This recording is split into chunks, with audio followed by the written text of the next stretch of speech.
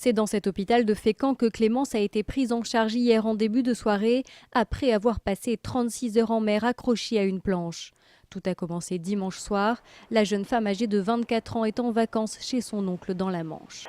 On avait une très belle nuit avec une très belle lune et semble-t-il ma nièce a décidé d'aller faire du paddle au clair de lune sans nous prévenir, et ça n'est que tard le lendemain qu'on s'est aperçu qu'elle avait disparu.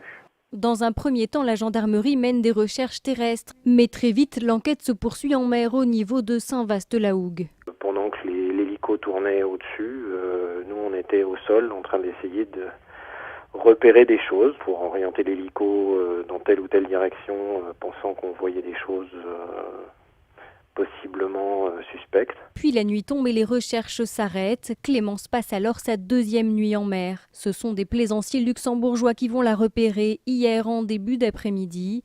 La jeune femme a dérivé à 45 km au-dessus du Havre. Elle est faible, déshydratée mais en vie après 36 heures passées en pleine mer. Je commençais très sérieusement à perdre espoir. Elle est tombée, je crois, au moins 3 fois de sa planche. Elle est remontée 3 fois sur sa planche. Elle a perdu ses lunettes, elle a perdu sa rame. Apparemment, elle a essayé de gérer au mieux pour rester consciente, pour rester cramponnée à sa planche. Clémence souffre de crampes et de brûlures dues au sel et au soleil, mais ses jours ne sont pas en danger.